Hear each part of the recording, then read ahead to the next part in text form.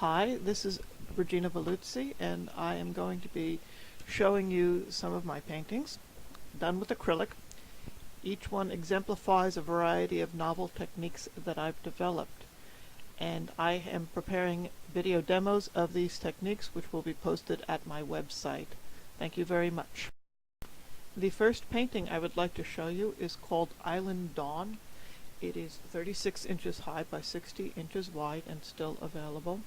It's a huge acrylic piece, and it uses a lot of layering of transparent acrylic, acrylic extrusion, and pour techniques to create a complex film effect while still looking like a seascape. And just to remind you that I will be including links to demos as I come up with the demos in the comments. This painting is By the Beautiful Sea. It's 24 by 30 inches. It is available, and I have a number of detail images that will exemplify and illustrate some of the techniques that were used in this painting.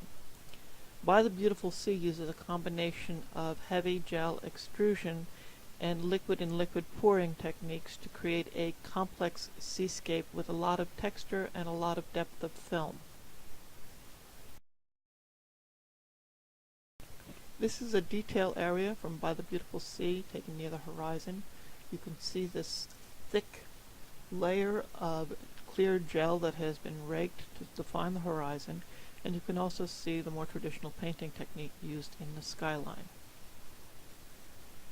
Another detail from near the horizon, this time moving further into the painting, and you can also see here where clear acrylic liquid has been poured over the three-dimensional gel textures to soften it and to create deep film clarity. You can also start to see glass beads and some of the swirling textures. As we move further down into the sea, you can see in this detail that there are these liquid complex swirling textures, and in another detail you can see more of them, and they create an agate-like appearance because they're embedded in a thick clear acrylic film that's maybe 1/4 to 1/8 inch deep. And here's another picture where you can see where I've added white to create this sort of frothy appearance. And again, with the white and the dark blue, high contrast frothy appearance, depending on how the white is used and what gel media are used, you get either films or lines. And here we're moving down from the water to the sand, which was created by layering sand mixed with clear gel on top of a large flake mica. You can see some of the swirling patterns and also some of the electro-reflective glass. In another image of that sand area, you can see more of the swirling, but you can also see that while the mica has been muted and modulated, it has not completely lost its shine. In this next painting, we're not looking at a seascape, we're looking at a little treescape. It's called Gelid Glade. This is the finished version of Gelid Glade, and as you can see, it's very rich and complex with layers of texture and very fine patterns offset by bold lines that really define the forms. A number of pouring techniques were used to create Gelid Glade, and you can see these in this in progress version where you're seeing mostly the lower levels. You can see some of these sort of complex swirling shapes in the tree trunks. And in this close-up, you can see more of the complex swirling shapes in the tree trunks and how they were layered and how, the streamers are sometimes striped. Another detail where you can see more of this from a different angle in a different part of the painting and different color combinations. In the finished version, I used graphite paint and ink and also extrusion to sort of define the forms and to complement the textures and to give the piece more structure. And this is another detail image of the finished version where you can see different tree trunk areas. You can sort of see the texture in the graphite paint and how it complements the naturalistic poured swirling textures from the different liquid techniques. And here you can see how this sort of gelid extrusion creates these glassy, curved forms that also complement what's going on with the poured textures. This last detail sort of brings it all together. You can see a bunch of different techniques that I've used to finish the painting, as well as some of the underlying poured techniques used to create the base of the painting. This is Shining Sea. It's 24 by 30 inches. It is again a very thick painting using a lot of clear acrylic, poured, and gel techniques. This is sold, but I do commissions on occasion if you're very specific about what you want. Another view of the piece. This piece also makes good use of retroreflective glass beads, which you'll see in some of the following images have some very interesting optical properties. In directional light, the retroreflective glass beads will light up and they'll pick up the color from the back of the painting, which gives you some very interesting effects, and the effect will sort of move and glitter as you move past the painting. If there are different windows in the house, you'll get it from different angles. So it's kind of a really nice effect to create light and movement in a seascape.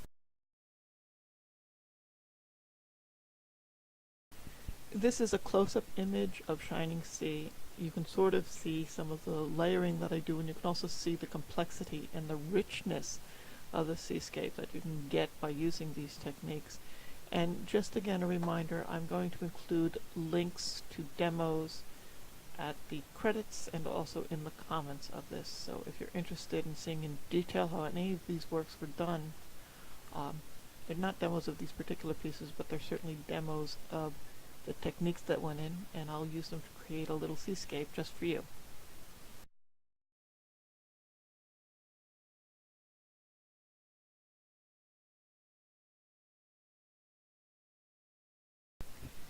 This is another little piece called Dusk Tide. It's 16 by 20 inches, and it is available. It's more abstract than some of the other seascapes, but you can again see a lot of the techniques, and there's some interesting light to it.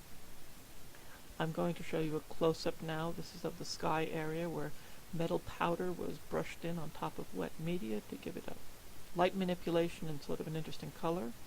And down here in the breaking waves, where you can see these complex swirling patterns created by different liquid pouring techniques layered on top of one another, and also some little circles which are actually retroreflective glass. This one is called Breakers. It's a larger piece, 24 by 36 inches. It's also sold, but again, I have similar pieces and I do commissions. This uses a number of different raked gel techniques using the more dense gels, and also different types of pouring techniques along with different mixed media to give you a complex appearance. In this angled view of the painting, you can see some of the complex three-dimensional texture, and you can also pinpoint some of the granular media that were used to create different special effects.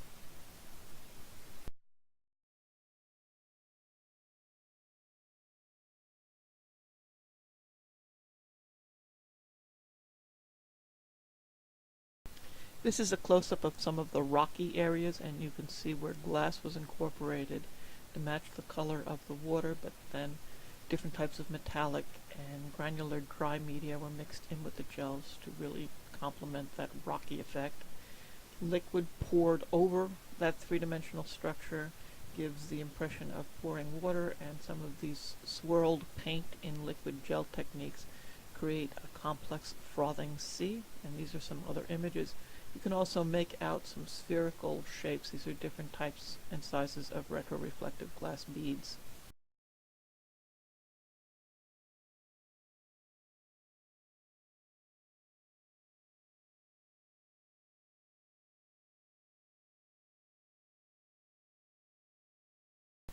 The surf at the bottom of the painting was created using mostly these liquid and liquid pouring techniques that I've been working with and developing, whereas the upper part of the sea is more heavy gels that have been raked and textured in layers.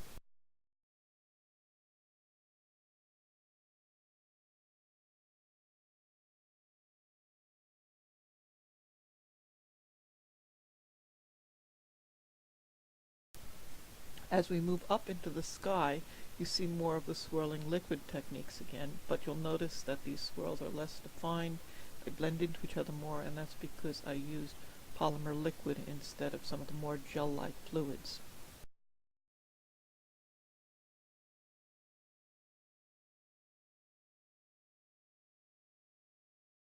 This piece is called Low Tide. It's a large piece, 24 by 36 inches, and while it does use the liquid techniques, it relies more heavily on different types of acrylic extrusion.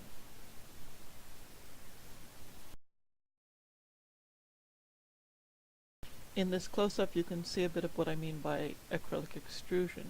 There are these horizontal raised features created by acrylic extruded through a pastry bag with different nozzles giving different line shapes and different sizes. Acrylic extrusion is again seen in this piece. This is called Water Riffles, and there are a bunch of parallel three-dimensional shapes like louvers and blinds that create the bones of the piece. It is available, and then there are some liquid and liquid techniques on top of that to create depth and complexity and give it more of a naturalistic feel.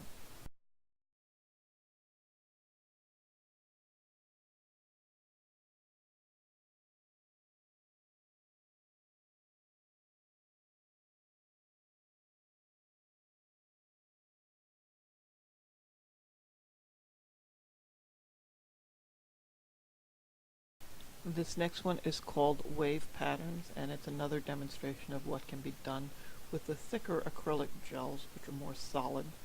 They can be textured and tinted and layered. If there's not very much paint, they dry crystal clear. And in this case, layers of raked acrylic gel on top of each other were used to create patterns of intersecting waves. And then some of the liquid pouring techniques and swirling techniques create the surf that breaks onto the sand down in the lower part of the painting, as you can see here. Retroreflective glass beads both create the texture of foam and also create some interesting optical effects. And tinted sand mixed with a liquid gel was used to create the appearance of wet sand where the waves are withdrawing from the shore, which I think is a very nice effect.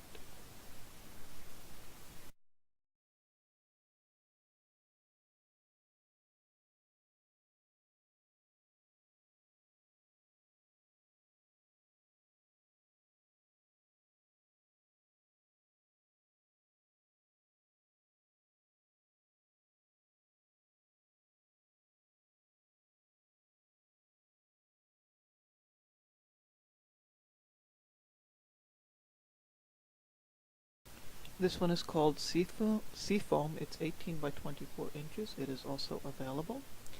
And it was painted using fairly traditional techniques with a little bit of this sort of gravelly media and sand added on top.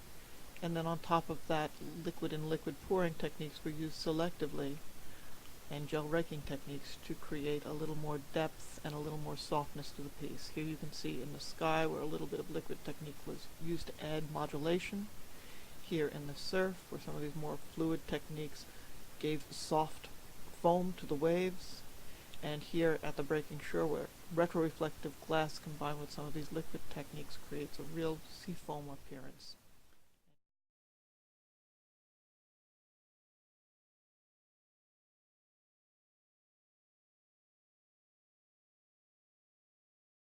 This is a detail from down near the breaking waves hitting the sand, and you can see these sort of loose layers of white that's swirled and complex.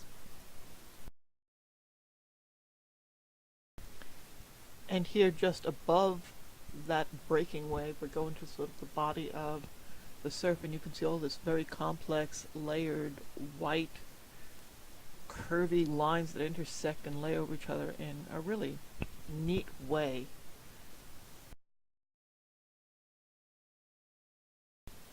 The highly curved, layered, and squiggly stuff was done using more elastic liquids like the clear tar gel, or in this case the clear self-leveling gel made by Golden, whereas the stuff that's more diaphanous and feathery and layered is an acrylic liquid medium that lets the paint spread a little bit more.